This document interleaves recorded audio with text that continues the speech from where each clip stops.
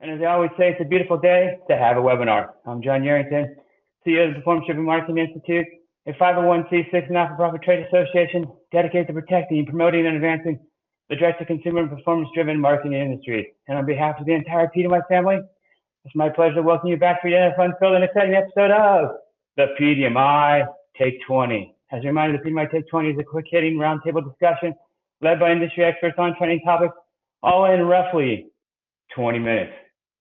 Today, we're joined by two absolutely amazing industry friends, including Bryan Geidt of Sequoia Media Group and Buck Robinson of Retail and Response. And together, we'll be taking a look at a trend that's happening these days where brands are moving their agency services in-house and what this trend means for the performance marketing industry. However, before we get started, please allow me to do a little housekeeping. If you'd like to ask a question, and we encourage you to do so, please use the questions tab located in your control panel. Also, please know you're welcome to ask questions throughout today's conversation, but we will hold all replies to the end of our discussion. Alrighty, folks, with that said, it's my pleasure to introduce today's moderator. When it comes to performance marketing, even ChatGPT asks him for answers. He's the fearless Chris Foster. Chris is Chief Evangelist at PCM Integrations, a direct marketing agency located in Clearwater, Florida. In addition to his day job, Chris is the chairperson of the PDMI Brand Response Council and the host of the podcast, Men Folk Journey. As always, Chris, it's a pleasure to have you here today. Thank you so much. And for the 142nd time, because today is the 142nd episode, take it away, my friend. Take it away. Boom. I got you, Johnny. Thank you so much for that fantastic introduction. Really excited to be here with these titans of the industry. First thing we're going to do is a little bit of intros. So my name is Chris Foster. I am Chief Evangelist of PCM Integrations. PCM Integrations is part of Postcard Mania, the #1 direct marketing platform for SMBs, and PCM Integrations is the #1 direct mail platform for mid-sized businesses and for sales organizations. Hand it off to you, Bryan, for introductions of who you are, your role, and a little bit about Sequoia.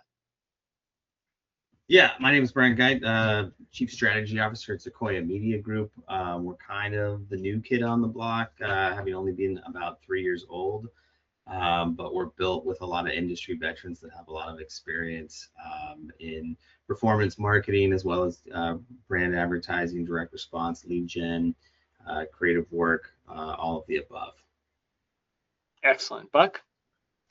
Hi, I'm Buck Robinson, CEO and co-founder of Retail and Response. I've been in and around the performance marketing industry for about 30 years and have had a variety of different agencies over the years. Retail and Response we founded 2 years ago as a audio first agency that focuses on direct-to-consumer products that are ultimately migrating into bricks and mortar retail or trying to look to expand their sell-through online through outlets like Amazon. Fantastic. What a great introduction to the two of you. And let's set the table for today's episode. Over the past decade, we've seen some of the biggest shifts in marketing since the rise of digital, right? According to the Association of National Advertisers, ANA, 82% of major brands now have an in-house quote-unquote agency, kind of nearly double of what it was in 2008 as a percentage. Right at the same time, marketing budgets are roughly flat, around maybe 7.7%. We'll call it 8% of revenue. And what that means for organizations is that they have to have new efficiencies. And AI has accelerated this trend even further. It's making it easier for some lean internal teams to produce content, campaigns, and more customer communication at a larger scale than they could before. But it doesn't mean the end of agencies. What it actually means is that it's a more fascinating journey. It's the evolution of agencies. You know, companies need to bring an execution for day-to-day marketing into their own environments, but they still need to rely on outside experts for strategy, creativity, some innovation, and the specialized expertise that they don't have in-house. So today we're going to explore where this balance is headed, what's driving these decisions, what brands and agencies need to do to thrive and survive in this new model. Super excited. So Bryan, let's start with you. In your years of being in the industry, like you said, Sequoia Media Group's only a handful of years old, but you're an industry veteran, so you've seen a lot of it. How have you observed this trend of brands bringing quote unquote agencies in-house and doing it themselves? Yeah, look, I think in its simplest form, when you look at just a cost breakdown, if a client's spending, say, $200,000 a week with their agency at 10% fee, that is $1 million a year. And I think a lot of these, companies, these brands, that they take a look at it and say, could I do this better with this cost savings? And I do think that's of interest to these brands to do that type of work and go in-house. I think as a brand grows too, it gives them an opportunity to create more proprietary work within the brand itself, whether it's software, things that they want to create for their own brand that gives them a competitive edge. And I also think, some of these clients are also not getting what they need out of their agencies, right? Like maybe these agencies are not really truly getting to the roots of their business model and how their business works and solving the problem for the client themselves. And so, I think a lot of these guys are wanting to go in-house. I also think too, the other trend that I see is that there's not necessarily one true path to success. With all the different options and ways to advertise now, I don't necessarily think, you have to be on TV or you have to be in audio or you have to be on Facebook. I think there's ways to success through multiple media channels. And sometimes the agencies just don't offer enough for clients and they want to go in-house. Sure, that makes a lot of sense. So Buck, one of the shifts that I just mentioned in the intro is leaning into agencies with very specific expertise. Clearly your expertise is in audio. Mm-hmm. I'm sure that there are very few in-house marketing teams that have any expertise in audio. Are you finding that you're able to come in to fill a hole that they just can't fill? Yeah, and that was obviously one of the impetuses for behind creating an audio first agency that would allow a client to say, well, we have our general agency that we may work with, but that's really not an area where they have a core competency. So we're going to have you come in as kind of a supplemental piece to that. To just kind of piggyback off of what Bryan was saying, though, I think in some cases, there's a spectrum here, right? So you're going to have some clients that are just being very kind of penny wise and pound foolish as far as trying to squeeze the agency out and what they see as being a margin that they can bring in-house. In some cases, I'm going to also say it's kind of the agency's fault. I hear a lot of times from clients where they're like, well, when we started with these guys, they were giving us this A team, and then we kind of got downgraded to the B team or the C team. And all of a sudden, we just realized if we didn't take it in-house and handle it ourselves, we were as competent as the people that were suddenly handling our account. And that's something that I think agencies need to wrestle with is how do they, if they are moving somebody down the pecking order because they're not spending as much, does it create a self-fulfilling prophecy where they're not going to spend any more and then they kind of have an incentive to want to leave? I think what we've seen more so than anything is obviously in a more diverse media environment than ever. What we are finding, and we have seen this with several of our clients, is that it's a hybrid, right? So like there may be certain channels where it is very cost effective for them to bring it in-house. Just use as an example, TikTok. They may say, hey, we're going to bring our TikTok in-house because it requires us to create so much content, and it's just not something that we can be able to do with an agency, and there's too many moving pieces, and it's just easier for us to bring that in entirely because it's such a core market for us, and it's a laboratory for us to do a lot of testing and learning and things like that. But it's not, now we're bringing all media in-house. It's more a matter of we're going to continue to keep that as kind of an in-house component, and then other channels we're going to continue to leverage off of the expertise of outside experts. And I think that that's where we'll see more and more of that, where there is no one agency that rules them all and can do everything equally well. and that there may be certain things that the agency can do very, very well, and there's certain things that the client can also do very, very well, and it's the combination of those two that creates the best outcome. Yeah, Right. that's really well said, Buck. I agree with that, like, just so much. I mean, especially with the A team versus the B team. And I think too often, you get these clients that are like wanting their questions answered, and whoever is the liaison at the time is like, well, let me get back to you, and I think people want to work and make decisions quick. I mean, that's really the environment that we're in right now, is the fast-paced environment. You want to be able to pick up the phone or write emails, and get good quality answers quickly from your partners. And with the collaboration, I agree with you wholeheartedly that it doesn't have to all be on one single team or one single agency partner, but you do have to have that level of collaboration between agency, publishers, media vendors, and the client themselves. 100%. It's interesting too, because what it requires then is a different skill set for the marketing team that's in-house, right? Because they have to be humble enough to know the things that they don't know, be comfortable sharing data from some plans and marketing channels with the agencies, because the agencies have to learn what's working in other channels, even if they're not touching that. They have to figure out what that looks like from a messaging standpoint, a response standpoint. It also means kind of a new environment for everyone, where everyone has to play along. The agencies have to feel comfortable knowing they don't get the whole piece of the pie, and they can't push and be too aggressive in trying to grab more services, right? They've got to know kind of their boundaries and where they shouldn't be playing. So I think everyone's growing and evolving, not just the agency that's coming in, but the marketing team as well. I guess the question I would ask you, Bryan, is how has Sequoia Media Group evolved your services, knowing this new industry adjustment and trend? You're 3 years old. Are you different now than you were 3 years ago? Or did you guys start with understanding that there was this balance of working with marketing teams in a new way?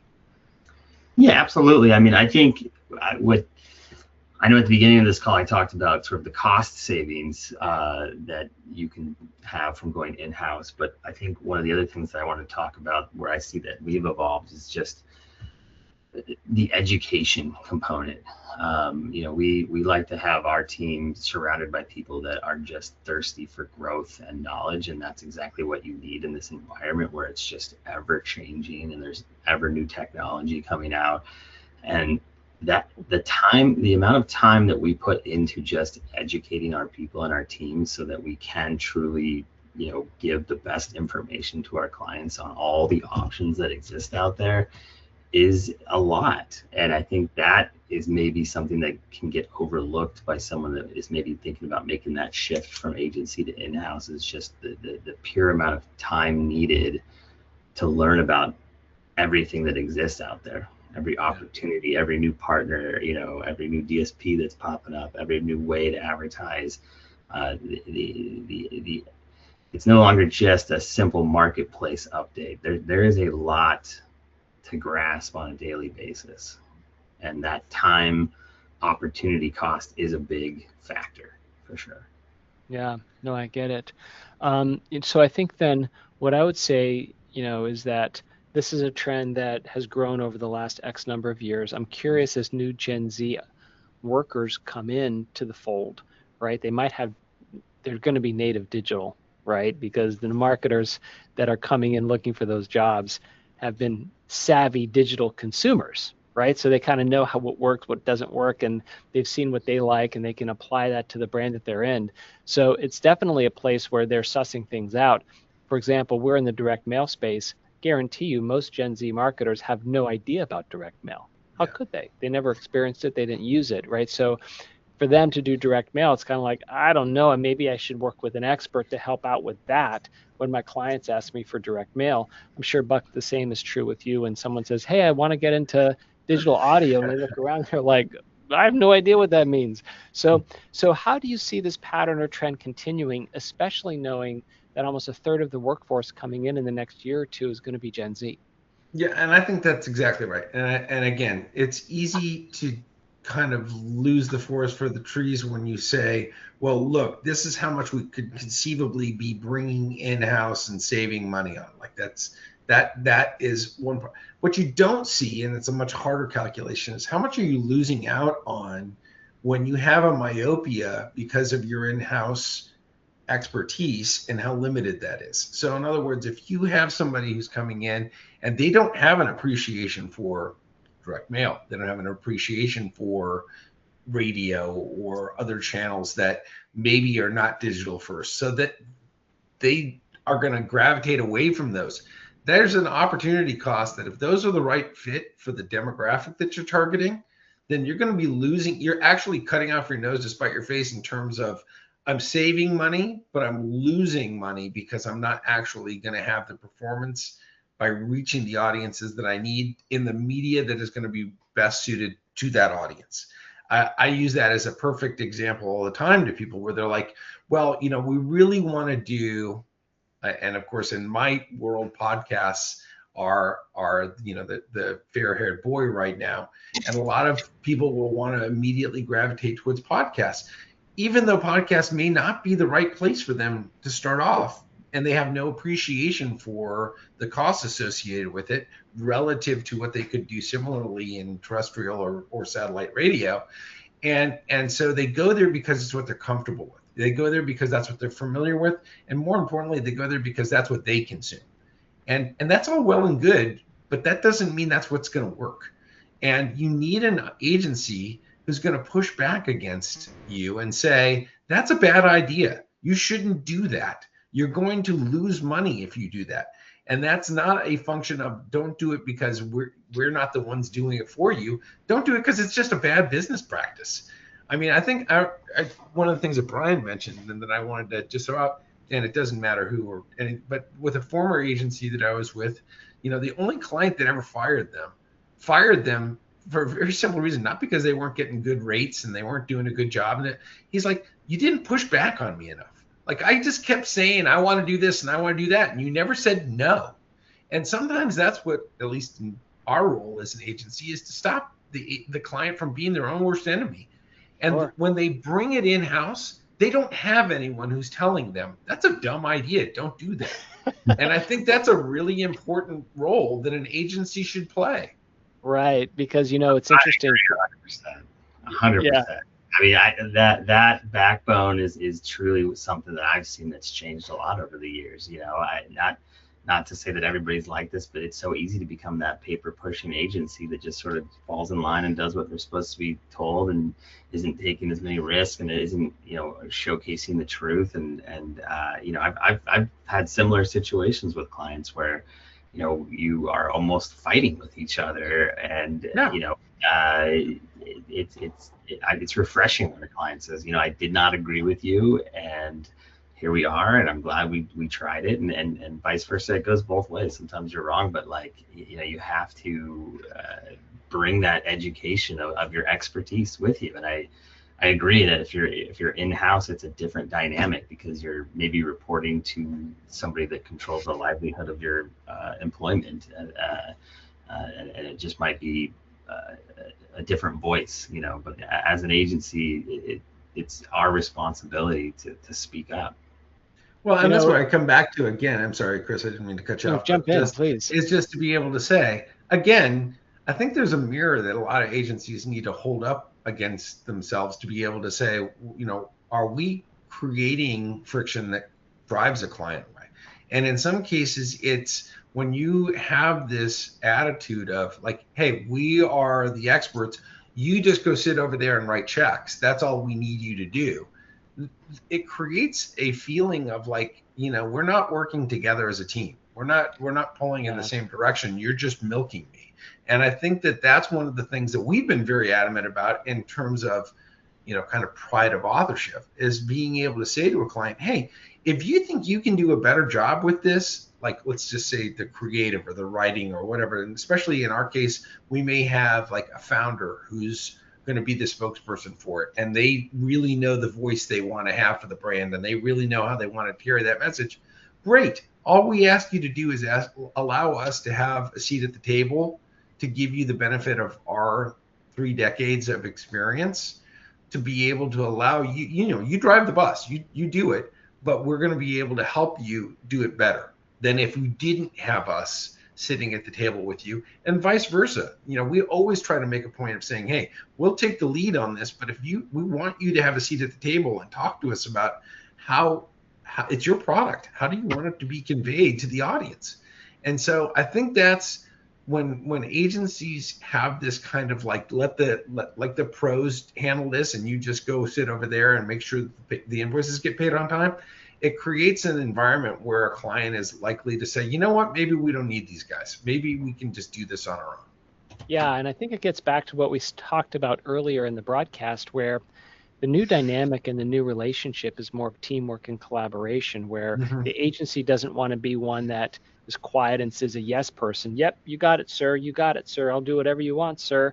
Because to your point, both of your points, there's an element of not pushback, but there's an element of reality, and there's an element of expertise where you're responsible for telling a brand, not to harm themselves. And then at the same time, you don't want to be a blowhard and say, brand, you have no jackass about this. I've been doing it for 30 years. Just sit down and be quiet. And let's run the show. So I think that with the idea of an in-house versus agency, with that delicate balance of being a team, I think it really comes back to that agency saying, how can I be a teammate instead of just the hired contract? 100%. Right? And it's a two-way street, because we might be the experts in media, but we're not the experts in your business model, right? And I think that falls on deaf ears all the time, where these clients are going, well, these guys are just telling me about the media landscape, but they aren't truly understanding what I need, because some agencies get lost in the sauce of like, oh, I just need the lowest cost per lead or cost per call or lowest CPM, but they're not actually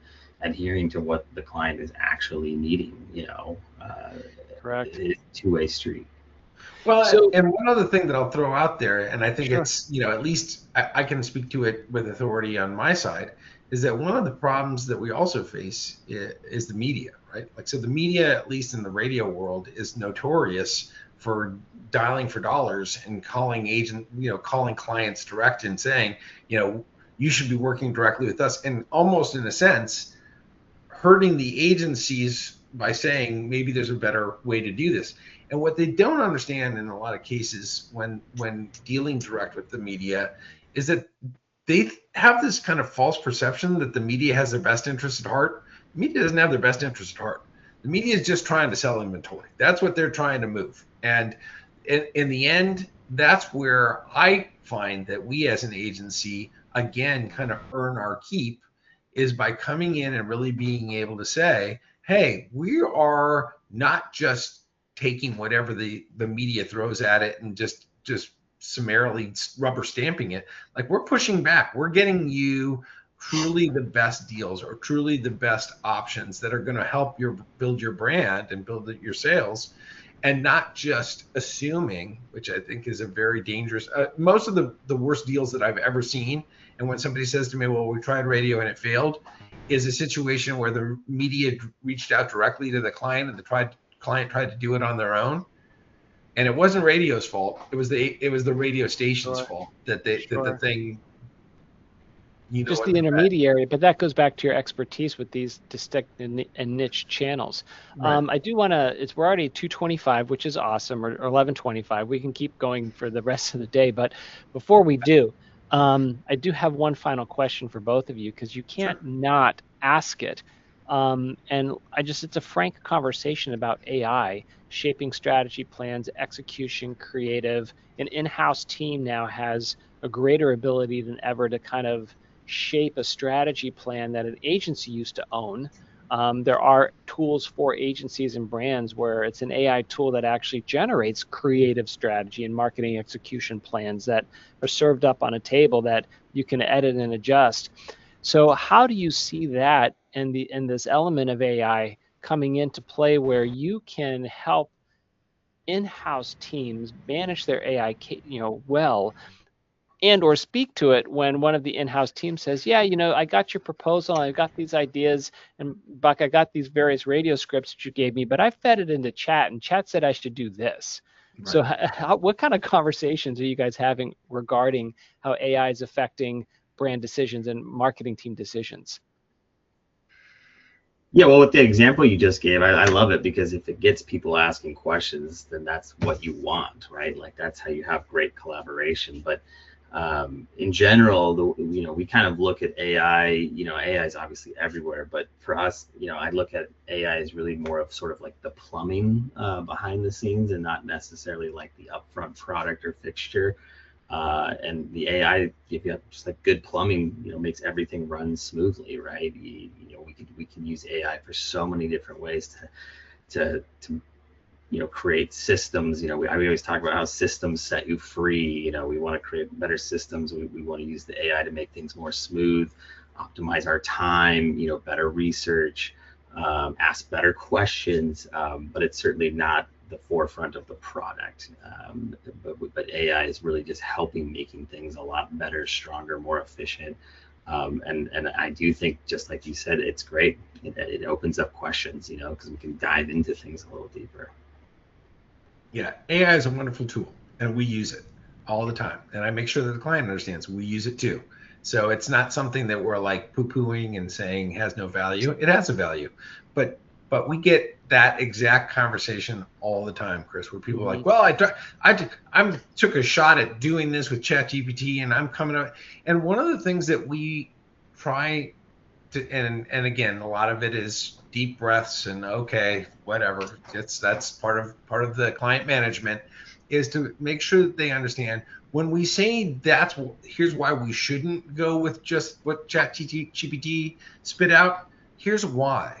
And help them understand where it might have good words, but it doesn't have good emotion. It doesn't have a good hook. It doesn't have whatever it might need. Sure. And we're specifically a lot of, in our world, a lot of what makes audio super effective is the host. And that's the most AI-proof thing you can have right now, because... You mean a real person? Yeah, actually having the host talk about it in a way that is unique to their style, with language that is their, parlance, how they talk to their audience, and really saying you can't replicate that. That's unique and special to their engagement with their listener. And part of that is, we want to give them the words, but we don't want to tell them how to say it. We want to have them say it in their own authentic way. Of course. I love it. That's a great way to wrap up. We are at 2:30 right now. Johnny, we went into stoppage time, maybe even extra time. So I was going to say, we're all on World Cup play like that. Exactly. So before we go into PKs, why don't you throw out a couple of questions from the audience?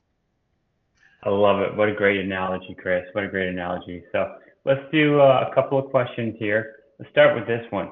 What are the biggest mistakes brands make when they transition away from the agency model into in-house services?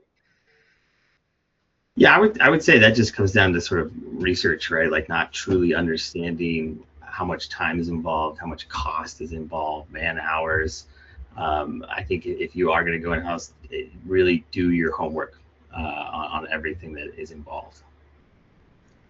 Yeah, and I would just add to that is to be able to say, what's your motivation, right? Like, why are you doing what's motivating you to try and bring it in-house? Is it truly just what you perceive as a cost savings? And if it is, are you maybe doing yourself a disservice, because in cutting what you perceive as to be those costs, you're actually cutting out the expertise that got you the success in the first place? Like, just understand. And again, I totally get it when certain people are like, hey, it's just more efficient and effective for us to be cranking out these TikTok videos in-house because we can do it all day long. Great, have at it. But that doesn't mean all media functions the same way, and that you should have this like umbrella strategy of no outside agencies at all, because I think that's, again, being penny wise and pound foolish. Great feedback, guys. Thank you very much. Let's try a different type of question. This one, we all know the pendulum has swung towards in-house. Let's have a question about what happens when the pendulum swings the other direction. So, do you expect there to be blowback on the in-house movement in the coming months or years? And if so, what's the best position for an agency to sit now in order to win back business later? Yeah, I think just, it starts with trust and building, open and honest relationships. I mean, talk about how it's difficult to ascertain between real life and AI right now. I mean, people want real connections more than ever, and I think similar to the pushback conversation, you have to be open and honest.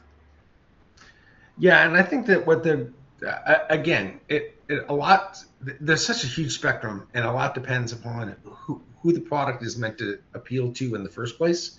So when you have a bunch of 20 and 30 somethings being responsible for marketing a product that's supposed to appeal to a 50 plus demographic, you're going to have a lot of issues where they don't understand who it is that they're talking to and how to talk to them. And that's where, as the gray-headed guy at the table here can say, that's where you really do need to have somebody who understands that audience and the media that audience consumes, and not just tries to put everything into a TikTok world or whatever. Like, there's got to be some way of being able to have a translator there that's allowing you to hit the target and not just fire stuff blanks the wall here. Yeah, it is interesting, Buck. You talk about that, I think you're touching on a really interesting topic. It could be a third rail topic, but it's kind of like this generational markers and generational changes divide. I'm not even going to call it divide. I'm going to call it generational communication. And that there are some media outlets that for the younger marketers are simply just foreign to them because they're not familiar with it unless it's digital. And it just so happens, strangely, that those other media outlets like radio, I can speak for direct mail, are oftentimes experted by folks who are just a little bit older, right? Because they've just been in the industry longer, right? And that's going to probably be a reality for the next 10, 15 years. I mean, Buck, you're what, 87 years old now? You look fantastic. You look amazing. Thank you very much. Yeah, I'll tell you about all the products I'm taking to be able to maintain my body. No, and I've been in the direct marketing business since 1936, right? So I've seen it all. So I think that there is an interesting play there and it touches exactly what we talk about. This in-house marketing team, an agency that might be a little bit more niche, also might be a little bit older, might provide a different generational perspective. It gets back to what you both gentlemen talked about, is that's where the opportunity, not for but more for and, right? And the collaboration between the two. Yeah, in the same way that I've never seen an agency that can truly do all channels equally well, that they usually have a core competency and then they have other things that they're kind of B or C level on those. I also think that same mentality should apply to bringing everything in-house. You're never going to do everything equally well. There may be certain aspects that you can do extremely well and that an agency really isn't bringing any value to the table, but that's not going to be an overarching attitude for all channels. And you need to recognize that, again, the most successful companies will recognize their weaknesses and look to find outside players that can supplement those and not rise to the level of their own incompetency. Right. Great conversation, guys. Let's squeeze one more question in because we have had a little bit longer than it take 20 today, but that's good because we have a lot to share. So I like that. In one sentence, please describe this. What will define the best agency brand relationship in the 12 months ahead? Yeah, I'm just going to say collaboration and a two-way street of collaboration. You need to understand what problem you're trying to solve for your clients, and clients need to be using agencies for ideas. Yeah, playing off of that, trust, honesty, and partnership. Like, that's what it all comes down to. Not as an agency, not saying, yeah, we can do that, and then try and figure out how to do it after the fact. You have to be able to say, no, we don't know how to do that very well. And you'd probably be better off either doing that yourself or finding somebody else who's like, again, don't rise to the level of our incompetence, but you are never going to be able to do what we do really well in-house. Never.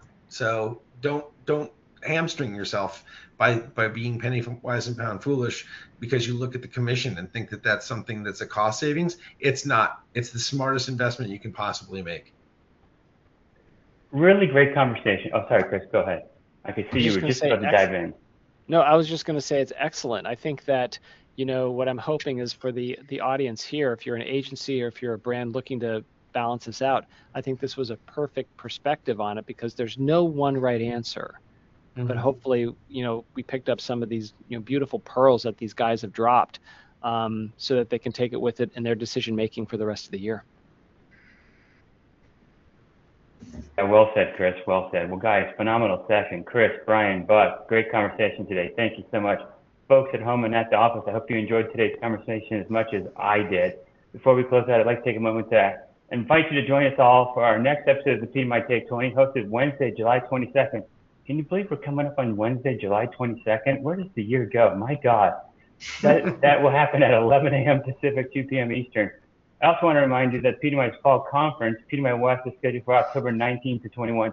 So while I know we're all thinking about summer right now, I've got fall on my mind with PDMI West coming around the corner. It's going to be at the beautiful San Diego Hilton Bayfront. Intercontinental on the Bayfront. It's a phenomenal location, and we have an amazing hotel room rate of $334 per night, which is about $250 per night discount. But to get that discount, you have to have a badge. So to get your badge, go to pdmi.com. That's the pdmi.com. Register, get your badge, get your hotel room, start making your meeting, and be there with the crew and the industry and the folks that you heard here today and all the other leaders in the business to talk a little shop. Thank you very much, everyone, for joining us today. Have a wonderful summer break, and we'll see you on July 22nd.